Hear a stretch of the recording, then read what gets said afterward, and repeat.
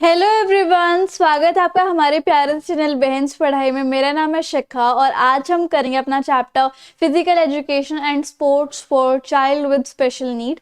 Easy सा chapter है, शुरू करते हैं बिना किसी देरी के। पता ही आपको कोई भी डाउट है तो इंस्टाग्राम पे फॉलो करके डीएम करना।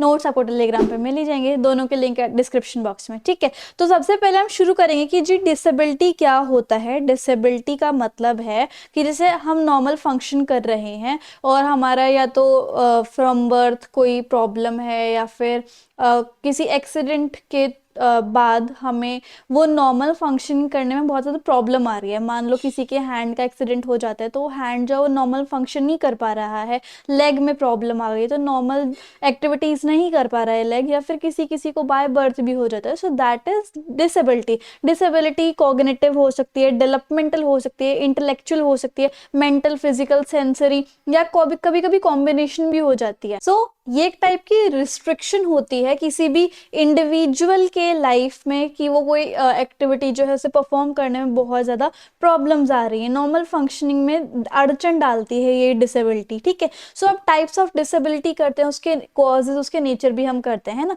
अच्छा, कभी कभी इंडिविजुअल जो है वो बाय बर्थ ही डिसेबल्ड हो जाते हैं। किसी किसी का कोई ऐसा इंसिडेंट हो जाता है लाइफ में जिसकी वजह से उनको डिसेबिलिटी आ जाती है। अब डिसेबिलिटी जो है वो हमें दो टाइप की पढ़नी है। एक फिजिकल होती है।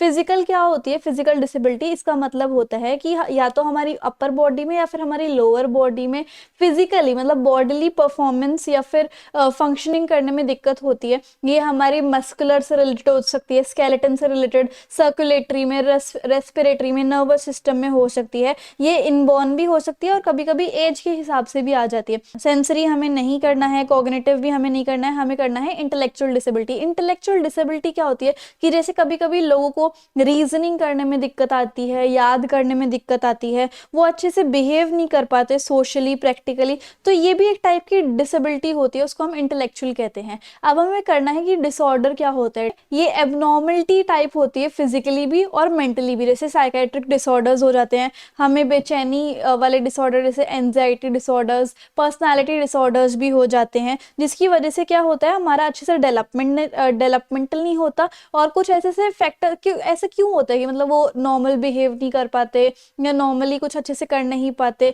लाइक कंफ्यूजन क्यों रहती है उन्हें हर काम में। कभी कभी कोई सदमा लग जाता है, कोई बीमारी आ जाती है, या फिर उन्होंने कोई पॉइजन ले लिया हो, लाइक जहर टाइप का, तो तब उन्हें डिसऑर्डर आ जाते हैं। हमारे काफ़ी सारे टाइप्स ऑफ डिसऑर्डर्स हैं, बट हमें डिसऑर्डर्स नहीं पढ़ने हैं अब अभी के सिलेबस में। ठीक है, तो अब हम आगे बढ़ेंगे। हमारा अगला टॉपिक है aim and objective of adaptive physical education. अब भाई ये अडेप्टिव फिजिकल एजुकेशन क्या होता है, सबसे पहले हम ये जानेंगे, उसके बाद इसके एम एंड ऑब्जेक्टिव जानेंगे, है ना। अडेप्टिव फिजिकल एजुकेशन इंपॉर्टेंट है। ये एक इंडिविजुअलाइज्ड प्रोग्राम है इंस्ट्रक्शन का, जो कि स्टूडेंट जिनको डिसेबिलिटी हो जाती है उनके लिए बनाया गया है। ये इंस्ट्रक्शंस दिए जाते हैं ताकि वो फिजिकल एजुकेशन में भी सक्सेस प्राप्त कर सकें। जैसे कभी कभी कह देते हैं जैसे हमारे हैंड में डिसेबिलिटी है, लेग्स में है, तो ज़रूरी नहीं है कि वो फिजिकल एजुकेशन में या फिर कोई स्पोर्ट्स नहीं खेल सकते। उनके लिए इंस्ट्रक्शंस होते हैं जिससे कि वो किसी भी स्पोर्ट में एक्सेल कर सकते हैं। जैसे कि हमने बहुत सारे एड्स में भी देखा है, किसी के मेटलिक रॉड लगा हुआ है और वो भी लाइक साइकिलिंग में पार्ट ले रहे हैं या फिर वो भी मैराथन में पार्ट ले रहे हैं। So that is a example of adaptive physical education. ये सेफ, पर्सनल सेटिस्फेक्शन और सक्सेसफुल एक्सपीरियंस शो करता है स्टूडेंट्स का, कि जिनके पास कोई एक डिसेबिलिटी और बहुत सारी एबिलिटीज़ हैं वो भी फिजिकल एजुकेशन के वर्ल्ड में काफ़ी अच्छा कर सकता है। इनसे क्या होता है, उनका और अच्छे से डेवलपमेंटल होता है और ये उनकी जो डिसेबिलिटी है उसको क्योर करने में भी हेल्प करता है ना। इसका एम क्या है कि जिन बच्चों को फिजिकल एजुकेशन की फील्ड में जाना है लेकिन वो किसी कारणवश नहीं जा पाते हैं, तो तब भी वो जा सकते हैं और अपना physical, mental, emotional and social growth को अचीव कर पाते हैं। ऑब्जेक्टिव क्या है कि स्टूडेंट की जो मोटर स्किल्स है उसको अच्छे से डेवलप करना। मोटर स्किल्स जिसमें आपकी मसल्स भी आ जाते हैं, उनकी जो सेल्फ एस्टीम है, सेल्फ कॉन्फिडेंस है, उनके अंदर का जो स्पोर्ट्स का इंसान है वो जगाना, है ना। और उसके बाद सोसाइटी में एडजस्टमेंट करना, बाइक वाले को जाने दो।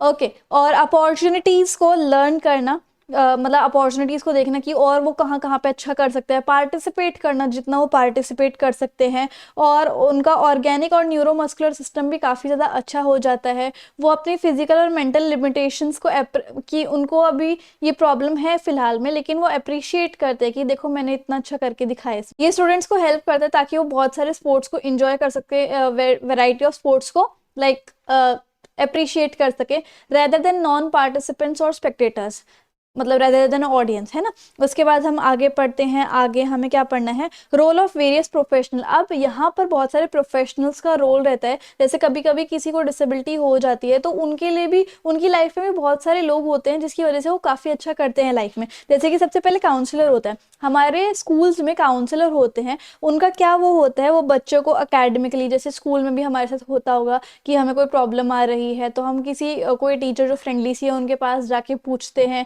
या फिर उनको अपना एक्सपीरियंस बताते हैं, तो वो हमें काउंसिल करती है, गाइड करती है, मोटिवेट करती हैं।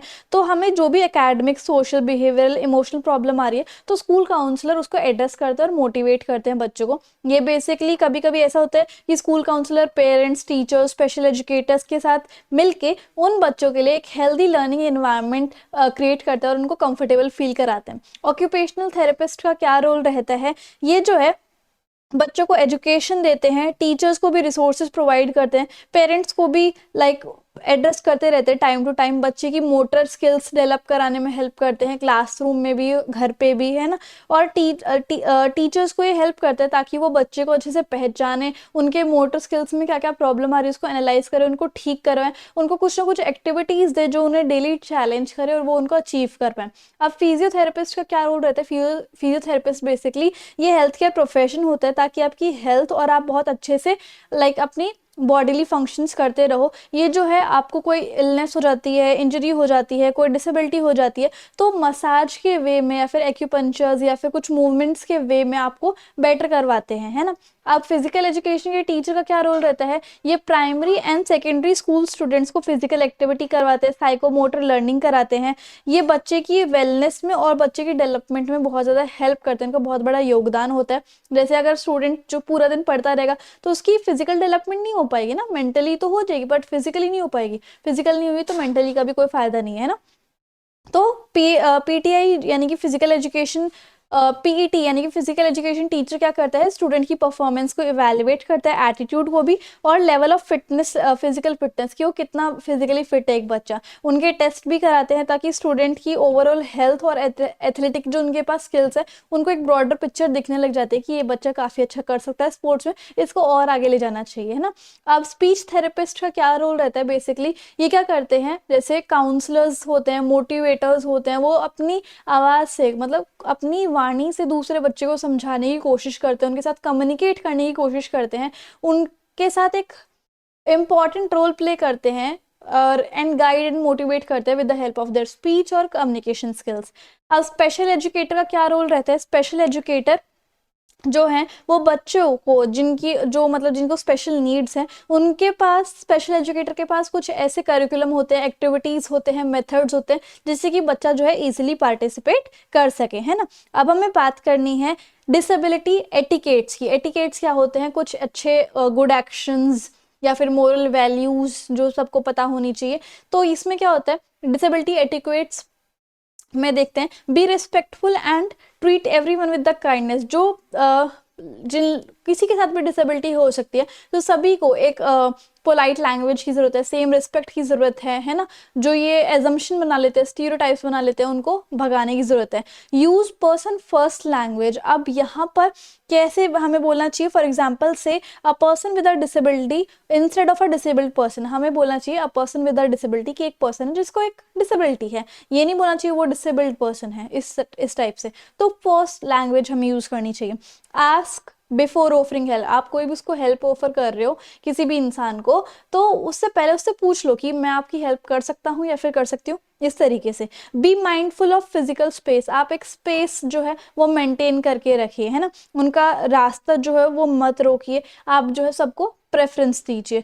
Avoid using wrong language. Wrong language हमें यूज़ नहीं करनी चाहिए, लाइक क्रिपल्ड, हैंडीकैप्ड, इस तरीके से। कम्युनिकेट डायरेक्टली, हमें जो है इनडायरेक्टली बातें नहीं करनी चाहिए और हमें डायरेक्टली बात करनी चाहिए, जैसे आप नॉर्मली सबके साथ बात करते हो वैसे ही करनी चाहिए। Ask if you are unsure, अगर आप कोई भी अनश्योरिटी है तो आप उसी से जेन्युइन पर्सन से पूछ लीजिए। उनकी अगर कोई नीड है तो वो आपको बता दें कि मुझे इस चीज़ की ज़रूरत है, मैं इस चीज़ में अच्छी होना चाहती हूँ या अच्छा होना चाहता हूँ, and then you can help him और हर, है ना। रिस्पेक्ट पर्सनल बाउंड्री, सबकी एक पर्सनल बाउंड्री होती है।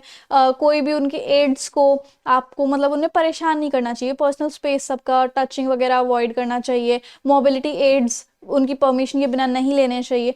पेशेंट्स रहिए, है ना, और सुनिए कि वो क्या कहना चाहते हैं आपसे, कैसे आपकी हेल्प लेना चाहते हैं। रिकॉग्नाइज इनविजिबल डिसेबिलिटीज, अगर कोई डिसेबिलिटी विजिबल नहीं है, बहुत सारी ऐसी होती है जो कि विजिबल नहीं होती, जस्ट लाइक अ गुमचोट, है ना, तो आपको जो है वो उनको भी समझना चाहिए कि अच्छा ऐसी कोई प्रॉब्लम हो सकती है। एडवोकेट फॉर एसेसिबिलिटी, आपको क्या करना चाहिए, एनकरेज करना चाहिए, सपोर्ट करना चाहिए, पब्लिक स्पेस में भी, ट्रांसपोर्टेशन में भी, वर्क प्लेस में भी, है ना, ताकि जिन लोगों को कभी कभी कोई डिसेबिलिटी हो भी जाती है तो वो आराम से पूरी तरीके से सोसाइटी में पार्टिसिपेट कर सके। ठीक है, तो इस तरीके से हमारे जो पूरा का पूरा चैप्टर है फाइनली इजी सा ही था वो कंप्लीट होता है। आई होप आपको मेरे पढ़ाने का तरीका और वीडियो काफ़ी अच्छी लगी होगी। So if you like the video and the explanation then please like, share, comment and subscribe the channel. Thank you so much.